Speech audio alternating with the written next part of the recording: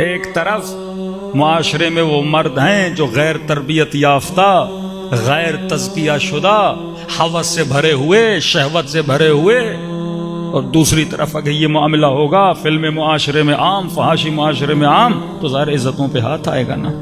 سونے کو روڈوں پہ تو نہیں رکھا جاتا نا، تجوریوں میں بند کر کے رکھا جاتا ہے نا۔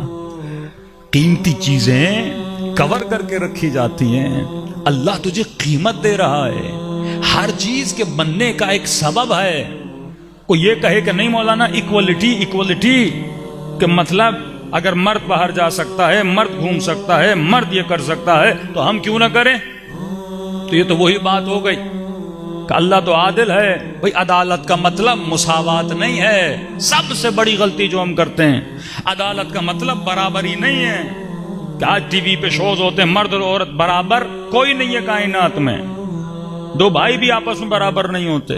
کوئی خوبصورت ہوتا ہے، کوئی اتنا خوبصورت نہیں ہوتا، کوئی رنگ کا کالا، کوئی رنگ کا سفید، کوئی لمبا، کوئی چوڑا، کوئی چھوٹا، کوئی بڑا۔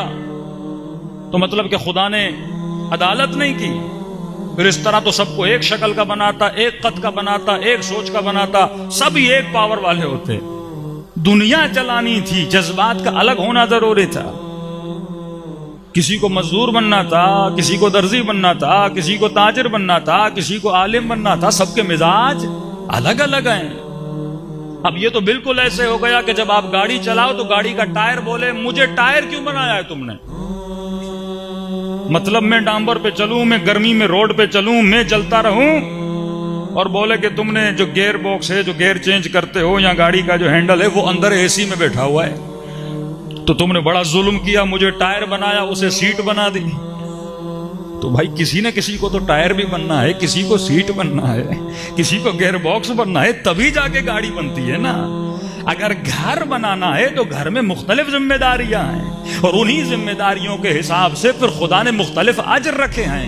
عورت کے اجر الگ ہیں، مرد کے اجر الگ ہیں۔ تبھی فرمایا جب عورت نارمل طریقے سے جب اس کی ڈلیوری ہوتی ہے، جب یہ تکلیف اٹھاتی ہے، جب اس کے شکم سے بچہ پیدا ہوتا ہے، تو رسول خدا فرماتے ہیں اس تکلیف کے نتیجے میں خدا اس کے گناہ ایسے معاف کر دیتا ہے جیسے یہ ابھی شکم مادر سے خود پیدا ہوئی ہے۔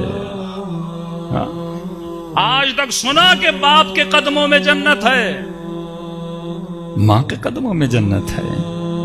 جب گنہگار رسول کے پاس جاتے تھے کہ ماں کی قبر پہ چلا جا، ماں کی قبر پہ چلا جا، یا رسول اللہ ماں زندہ نہیں ہے، کہ مرنے کے بعد بھی ماں کی دعا لگتی ہے۔ کیوں؟ کیونکہ تیرا مقام اتنا بلند ہے۔ اگر تو زحمت اٹھا رہی ہے تو خدا تجھے رحمت بھی تو دے رہا ہے نا۔ پھر امام حسین بولیں 12 اماموں میں اللہ تو مجھے زحمت کیوں دے رہا؟ لیاذ باللہ۔ ہر امام کی اپنی ڈیوٹی ہے۔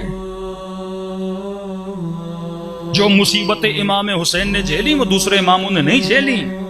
جو تکلیف مولا زین العابدین نے اٹھائیں کہ بیویوں کے سروں سے چادروں کا چھننا، کیا سیدہ زینب نے کبھی اعتراض کیا کہ خدایا یہ اتنی بڑی مسئولیت تو میرے کاندھوں پہ کیوں ڈال رہا ہے؟ اللہ ظرف دیکھتا ہے، پھر ڈیوٹیاں دیتا ہے۔ تجھے انسان اسی لیے بنایا۔ تو گدھے پہ اتنا وزن رکھتا ہے، گدھا اعتراض نہیں کرتا، خاموش ہوتا ہے بیچارہ، چلتا نہیں ہے، پھر لاٹھی مار کے تو اسے اٹھاتا ہے۔ ارے تو تو انسان ہے، اللہ نے قدر و قیمت دی ہے۔ مرد کی ذمہ داری ہے کمانے جائے، رزق حلال لے کر اپنے گھر میں آئے۔ عورت کی ذمہ داری ہے اپنے بچوں کو وہ تربیت دے جو ام البنین نے اپنے بچوں کو تربیت دی تھی۔